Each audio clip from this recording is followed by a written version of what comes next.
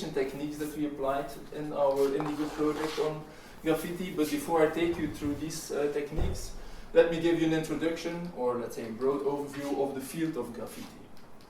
So I suppose many of you are familiar with some of the very iconic graffiti, as this famous kiss on the Berlin Wall, or the girl with the red balloon from Banksy. But graffiti is more than just some iconic pieces.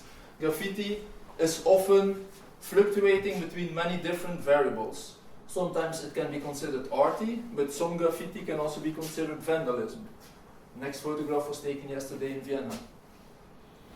Some graffiti is very graphical in nature, other graffiti is rather textual in nature. You have graffiti that does not mean really a lot, or graffiti that can be very criticizing towards the socio-political environment. Or it can be entertaining, or it can be both. We have graffiti that is legal, we have graffiti very often that is illegal. And graffiti is also something that is, let's say, balancing on the border of tangible versus intangible heritage, because what is one moment there can be completely or partly gone a few minutes later. So it is really something that is there, but it can be very short-lived. So it's a very multifaceted phenomenon.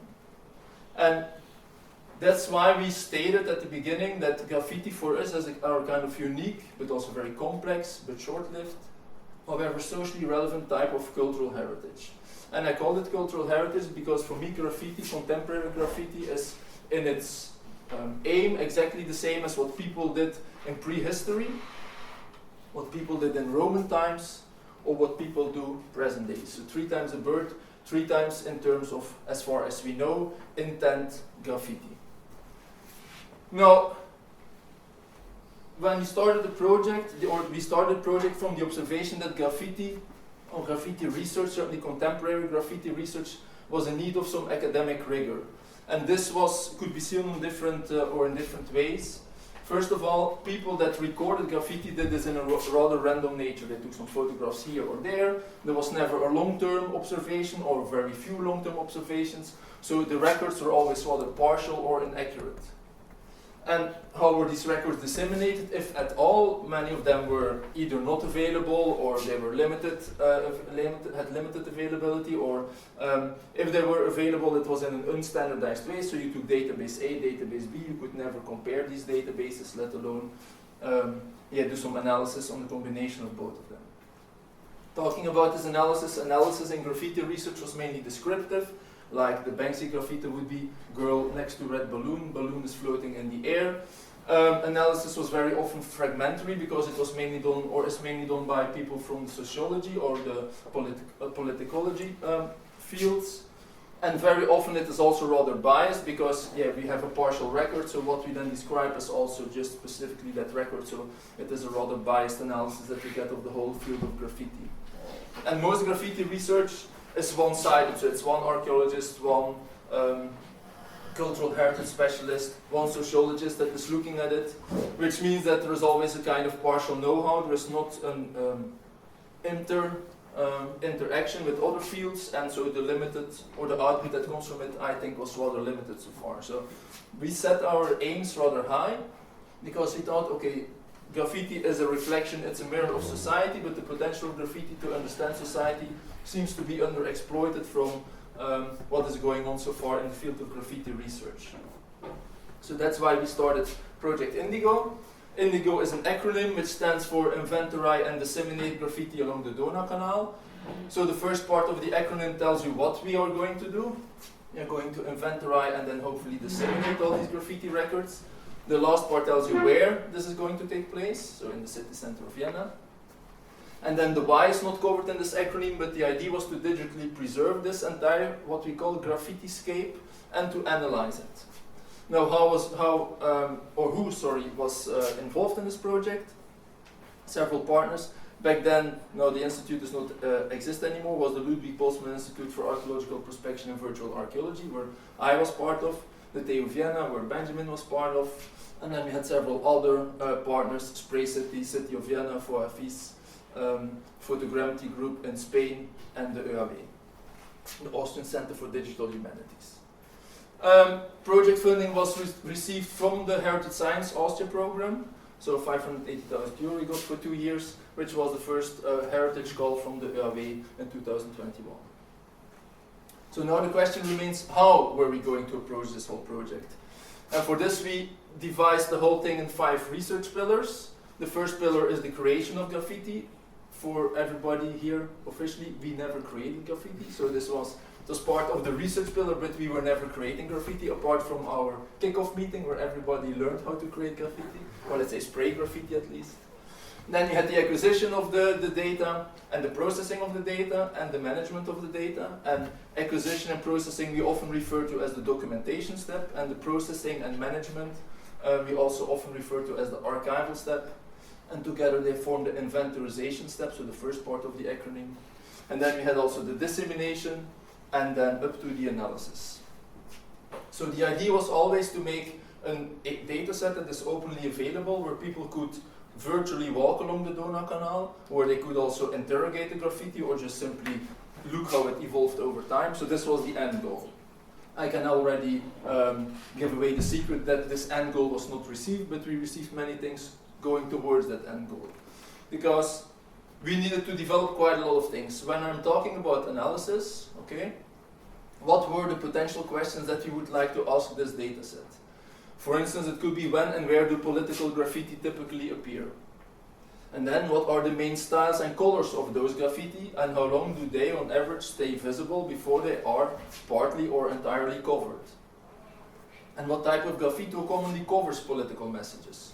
Or it could be on any other type of message. So you see here we needed to know different variables to make sure that we could answer these questions.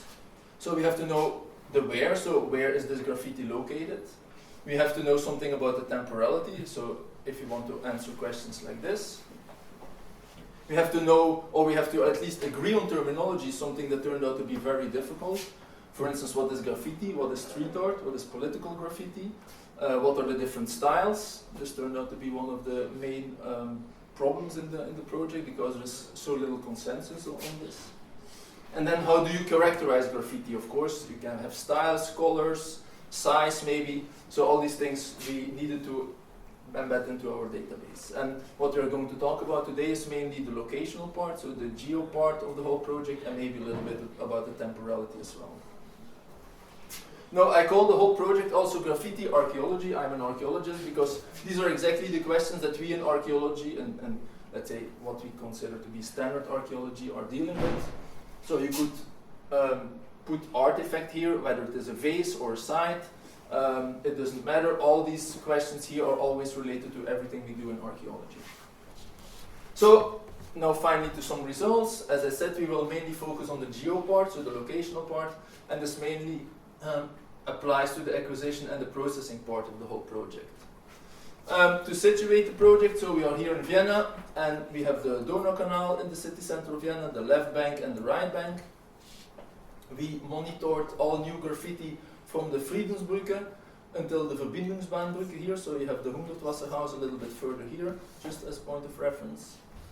So this was our research zone. About, if you would go in the middle of the d-O-naukanal, this would be about 3.3 kilometers. But of course we have a left and a right bank. And not only a left and a right bank, we also have an upper part where people can walk, and then a lower part. So we also needed to devise different monitoring strategies for both parts. So if you calculate the entire, let's say, surface area that we covered, you could say that on the left and on the right hand side we have about 3 and 5 kilometers up, and then down another 2 and 2 kilometers. So in total about 13 kilometers of graffiti that we monitored on a weekly basis. This came a little bit too quick. A question to the audience. So you see here how many surfaces we were monitoring. How much of this do you think is legal graffiti surface? Less than 300 meters. So all the legal graffiti surfaces in Vienna are collectively called the Wiener Wand. They are symbolized by a pigeon, because just like pigeons, we don't want them in the city. Okay, we don't want graffiti in the city, that's why the pigeon was chosen as a symbol for the Wiener Wand. And there are 3 Wienerwände here, as you can see, so in total less than 300 meter legal graffiti. We started by photographing the entire research zone.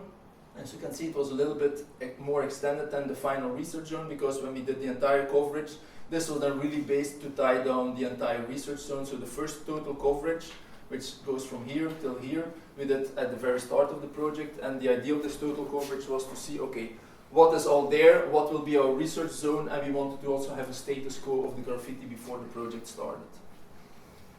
So how did we do this? On 2 different days, we photographed from this walking surface the opposite part here, where we were mainly then looking for the details on this lower part just above the water surface. And then 4 other days we were walking along the d-O-naukanal photographing these surfaces here.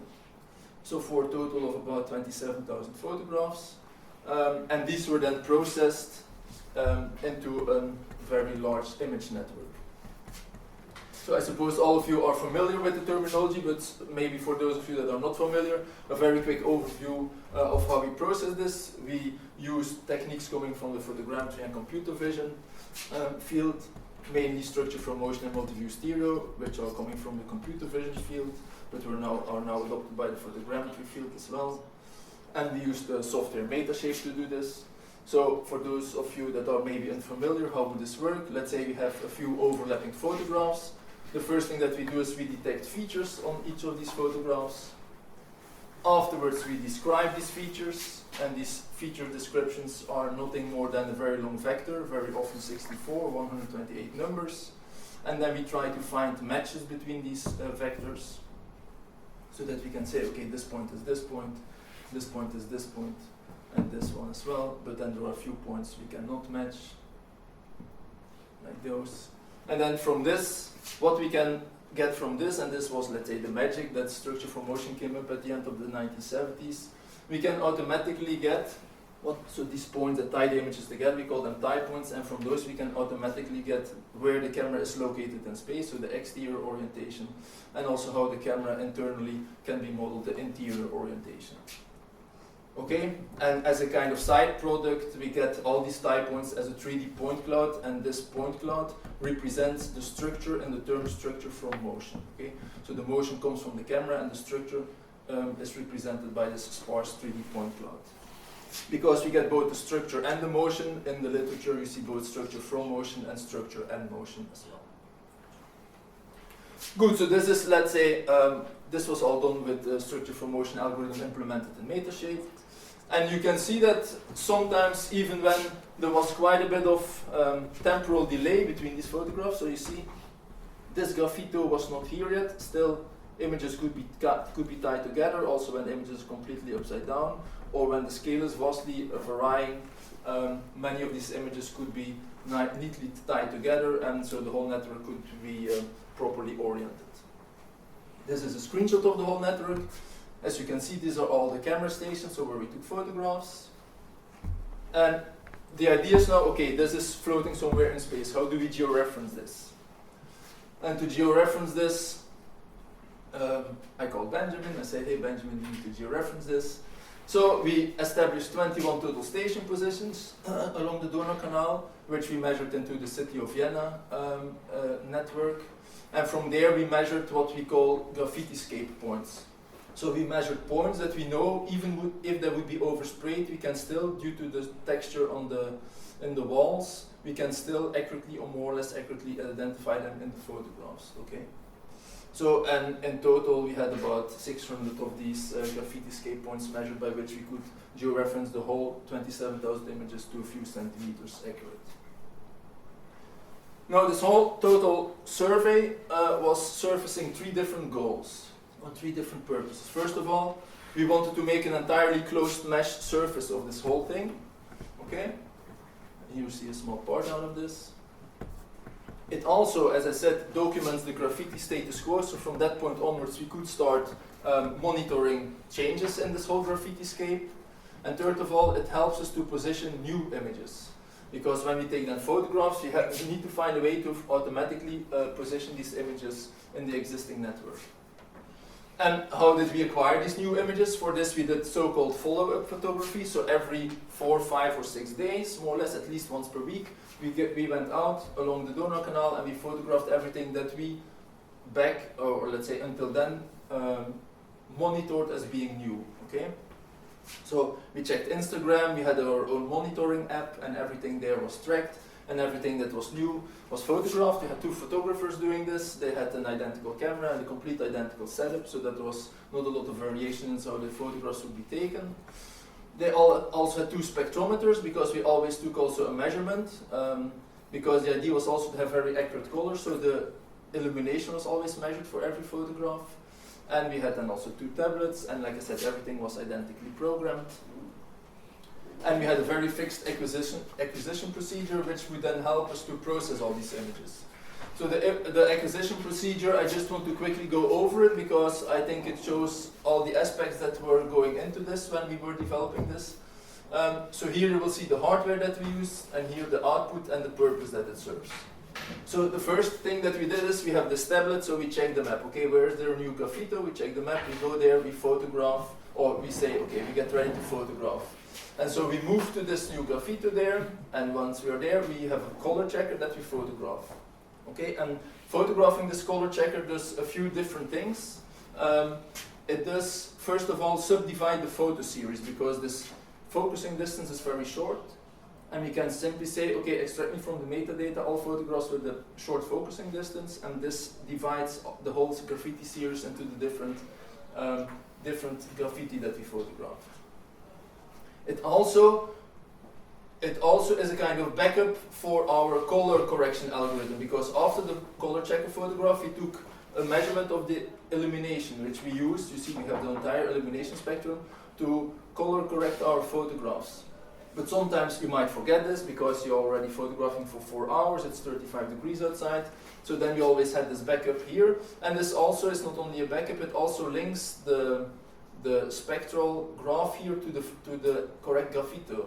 Because believe it or not, the spectrometer that we have here, which is a seconic, does not record when you collect the data. So I asked the engineers, can you not do this in a firmware upgrade? No, none of our clients is really interested in when they collect the data. So we don't know exactly when we collect the data. And the problem is, you might document 50 different graffiti, but you only acquired 49 spectra. You forgot somewhere one spectrum. Where is this? And so the white balance that you can extract from this and from this should match, and in this way we can also tie the correct graph more or less to the different graffiti that we photographed. Then, depending if the graffito was big or large, we moved to a specific extent from the graffito, and then we focused on it. So for image-based modeling, using structure for motion, you don't want your focus to change. So the idea was we use the back focus button on the camera so that we don't have to press the shutter button to focus, and we focus on the graffito. Then we step backwards, so we get an overview photograph, and this overview photograph is used to extract the graffito outlines, which I will use later while we use this. It is also used to generate maps from the different graffiti that we then photographed that tour. And also, since you want in a structure for motion, a solution have different distances towards the object that you're photographing, it also is essential to estimate proper interior and exterior orientation parameters. Once this overview photograph is acquired, we go back to the distance from where we focused everything, and then we take 10-15 photographs using standard procedures. So a strong network of photographs, and then from all these photographs later we can make a 3D model and an ortho photograph. Okay? Then we update our map and our tablet, we say we photograph this, and we go to the next one. So you see it's a very specific workflow, and if you do this for a few hours, it's very easy to forget a step, but every single step had a specific goal in our workflow. So what and then Benjamin later are going to talk about now are a few things. First of all, as you see, we have a GPS on top of the camera, which helps us in properly orienting the new photographs, but we wanted to get a better solution than the commercially available solution, so this is one thing we'll talk about. How do we process these photographs in an automated way? This is something where Benjamin will then talk about, and then Benjamin will also talk about the fact that this whole process of updating the map, monitoring Instagram to see where there's new graffiti is very cumbersome. So we try to implement a change detection workflow to image-based change detection workflow to do this a bit quicker. So the first thing what you see here was developed by Martin Mieser, sitting there. He also then joined the project. So the idea was, okay, can we have, in a not too expensive way, an RTK based GNSS measurement for our photographs? We checked the market. There was only really one device available, which had a long cable with a battery pack and so very cumbersome. So we thought, okay, what can we do with open source components? So using only open source components and some 3D printing magic, we developed our own RTK GNSS system. So it has a receiver, a multiband receiver for the position. It has an IMU for the rotation. And you see it has also different LEDs for the feedback. So when you're photographing, you directly see what the device is doing. Also on top we have feedback. So yes, this was all created by Martin. And to make this work, we used the EPOSA system, which was given freely to us, so we had freely access to the correction signal. And monitoring what was happening, or not monitoring, but let's say setting up the device could be done over our tablet or our phone via this interface that Martin then programmed. We also wanted to check how accurate our coordinates were, because the idea was, okay, we need coordinates to more or less find our... The idea was, when we take new photographs and we have this existing network, how do we find tie points between the new photographs and the existing network, so that we don't have to look for the entire d-O-naukanal. And when you have coordinates that are 2-3 meters accurate, this is fine, but if you have something that is 10-15 centimeters accurate, also with a correct angle, this even limits the search space more. So we tried to see how accurate we could be.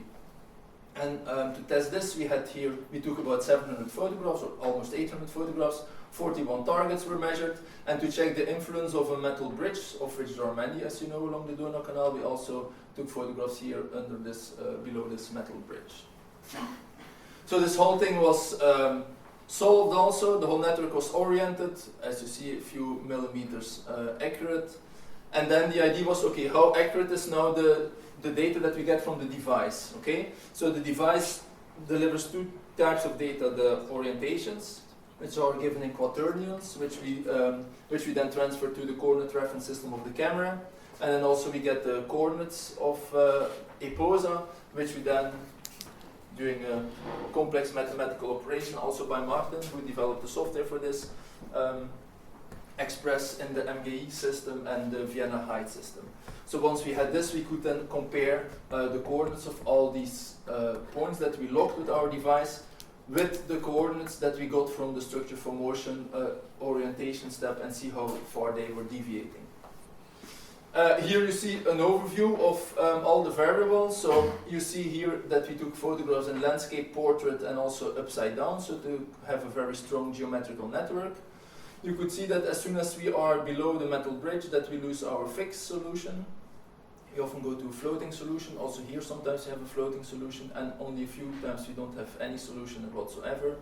And then the black photographs here, we have an accuracy which is above 1 meter, and then most photographs are rather accurately positioned, as you can see. So just some numbers.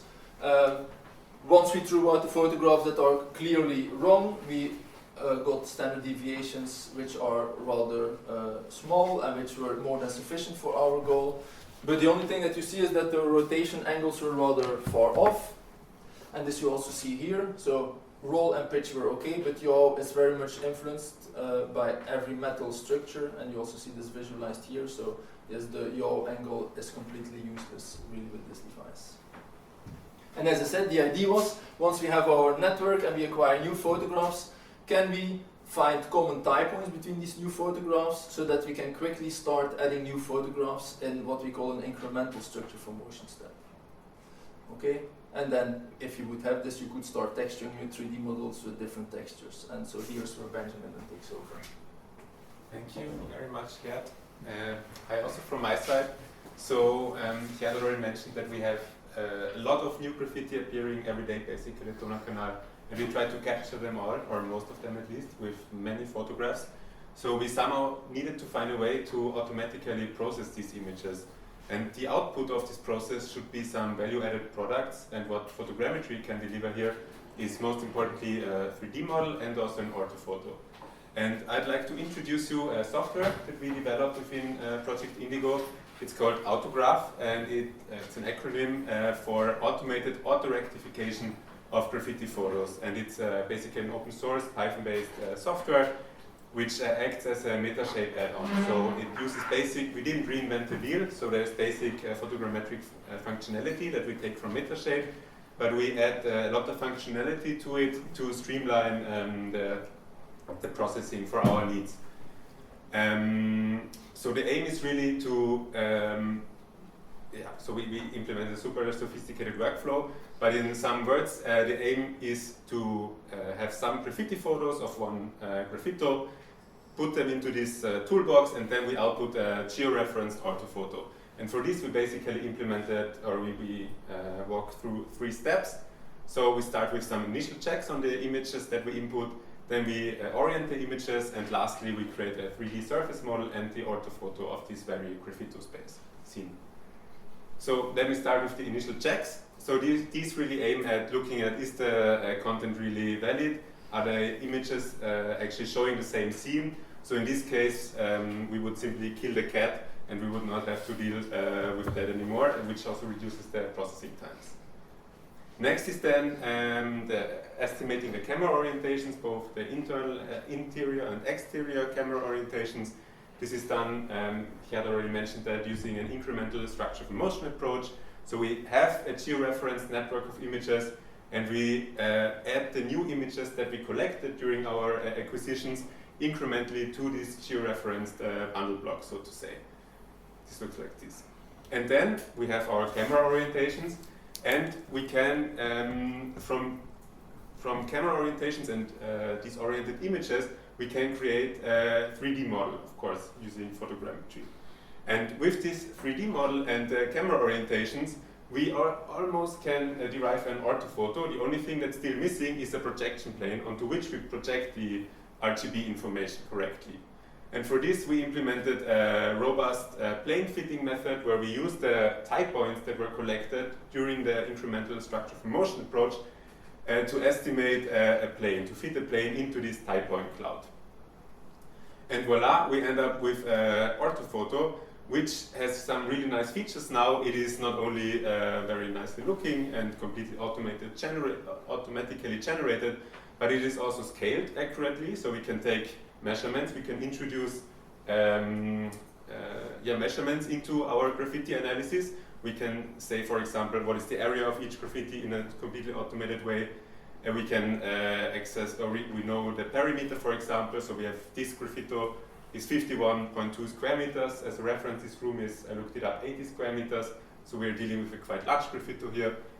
And what is not visible here right now, but what is also information that is stored within the metadata and implicitly also in the orthophoto is the georeferencing. So we know exactly for every pixel, we know exactly its 3D world coordinates. And this enables us now to place the graffiti in the virtual space. So here, for example, I'd like to show you Oskar Baumer, an output of Oskar Baumer's master thesis, who created a 3D web app placing some of the graffiti orthophotos that we provided in this virtual environment at d-O-naukanal. So this is something that this tool can output eventually. So Gert already mentioned the graffiti monitoring, that it's quite tedious to do all these tours, and also we had a lot of, so how was this done again in a few words? So we had this, we had a tablet and a GIS environment where we would go at d-O-naukanal and indicate new graffiti that we saw in the app. Then we would add points on this map that a certain graffiti was not yet photographed. Then we would go out again and take images of this photograph. So this is time-consuming, it's mentally challenging, physically challenging. We are dealing with many kilometers that we have to walk through all the time. And I think even the most important drawback was, or the biggest drawback of this approach was, that we introduce a bias into our documentation. Because of course, our memory, or we memorize more flashy pieces and bigger pieces rather than smaller pieces. So we would, by using this approach, we implicitly already introduce a certain bias in our documentation, which we definitely wanted to avoid. And this is why we already at the very beginning of the project thought actually we need to automate this process of change detection. And this is then where again photogrammetry comes in. And one of the biggest challenges here was actually that, sure, we have a lot of graffiti change, but when we look at images of graffiti, there is a lot of other change that our eye perceives going on. So here, for example, you see some graffiti that appear new, but there is also these shadow areas where nothing changes in terms of graffiti, but you have different weather conditions, different illumination conditions, different camera settings also, and we really have to distinguish those from actual graffiti change. And this was the real challenge here in this workflow. So the product itself is very easily stated. We have two perfectly co-registered images, and we want to derive a change map that looks like this. So everything that's black indicates a new texture, and everything that's white is unchanged. So this is quite simply formulated, but actually coming there is, again, requires super sophisticated workflow, which can be split up into a co-registration phase. I won't cover this, it's more of the same basically, what we've heard before. And then the real change detection, where we split it up in two parts. It's called a hybrid change detection that we implemented. We have a, let's say, ordinary pixel-based change detection and something that we introduced as descriptor-based change detection. And I just want to mention some words on that. So how does this descriptor-based change detection work? So we derived co-registered images, and for both of these images, we derived feature points. So we end up with two sets of feature points which describe our images. Now, we try to match those features in both images, and we end up with type points. And those type points can be used as proxies for unchanged regions. So the idea here is that if we find feature points which have similar descriptors at similar locations, we can assume that these locations did not change over time. And we somehow have to translate this into a machine-readable format, and this is then done by computing such a type point density map, and eventually we end up with something that looks like this, which is already a quite nice change map and helps us a lot in identifying new graffiti and also ignoring change that is not related to graffiti. Now, we tested this approach on a data set consisting of about 7,000 image pairs, and the results were quite good. Especially we managed to ignore those unrelated changes. And this data set was also published at the Verhoeven Research Data Repository, so we hope that it also serves other similar projects in this sense. And it was also used already by a master student who applied deep learning onto this very same problem recently. And I think you take over now again. Thanks a lot. So yeah, in total, in the whole project, we collected quite some photographs. So we did in the end then 2 total coverages at the very beginning and also after 1 year into the project.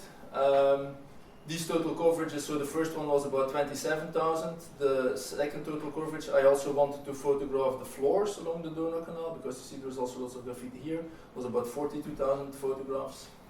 We had 106 follow-up tours, and those resulted in almost 95,000 photographs. So yeah, quite a lot of photographs that have to be annotated with metadata, copyright information and so forth put into this. And this is what concerns the graffiti locational part of this project. Now, allow me to give you a very few words about the temporality part, because I think it's still a bit relevant to the geo part of this talk. So the idea is, how can we track temporality in a graffiti-scape? Okay, how can we start to ask temporal questions? And the first thing that we need to know is, when we describe a photograph, let's say Cupido with machine gun, okay, we all know that this applies to this one here, okay, but if it would be white graffito with red letters, it could be here, it could be here, so we have to know where exactly our metadata applies to. So we developed, or again Martin developed, a tool where we could use image regions and attach metadata to image regions. This is a standard tool that was developed by the IPTC in 2019. It's so far the only software in the world that really allows us to do this, so it's compliant with all the metadata or image metadata standards out there. So what was now the idea? When we have a graffito, we can align, or let's say outline it here in the software, then we have 2D pixel coordinates.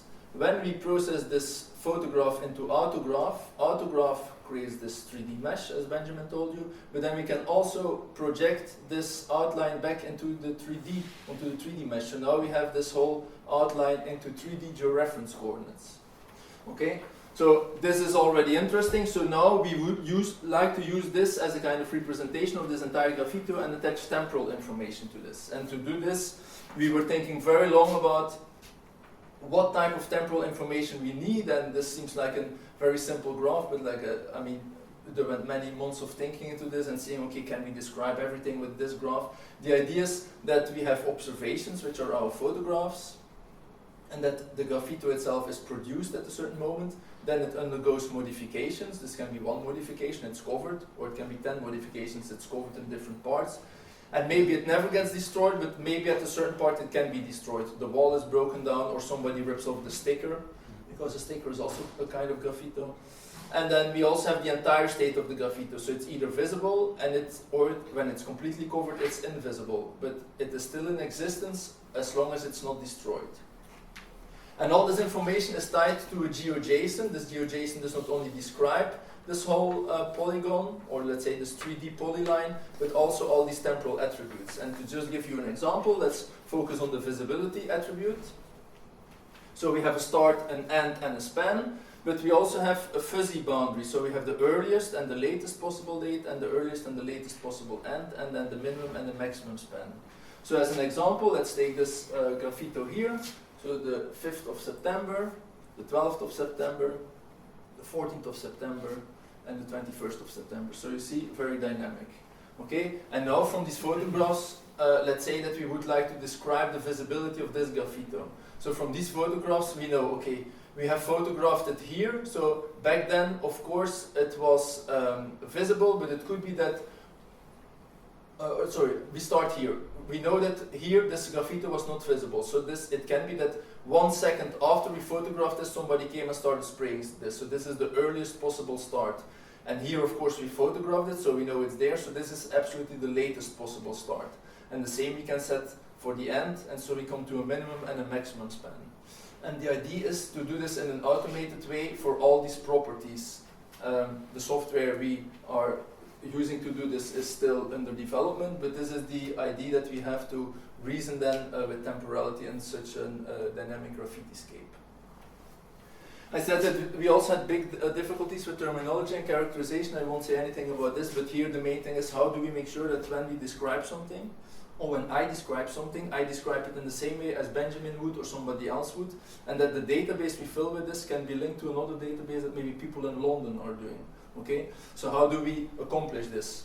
So we developed thesauri and all kinds of other tools, but like I said, this is not the topic of this talk here. The end goal of all of this, where we are still not at, because we were still developing when the project ended these temporal tools and things like thesauri, is a platform. We already have the URL and the name. It's called Urban Chameleon, and there the idea is, as I said before, that you would have a homepage. You could walk in 2 dimensions or in 3 dimensions along the Donau-Canal, and maybe with a slider like in Google Maps, see how graffiti changes over time, but also query and extract data for your own analysis, or if somebody that is doing analysis on, let's say, racistic graffiti, for instance, a sociologist, he or she could then go to this database, extract all the data or all the images and use this. So yes, maybe more than you might imagine, graffiti is studied by archaeologists, art historians, sociologists, linguists, and the idea is that to serve them, we have to make sure that all the correct metadata is in there. For instance, if a linguist wants to go there, it means that we have to read this graffito, also saying which language it is. For instance, for Arabic, this is not so obvious because none of us speaks Arabic.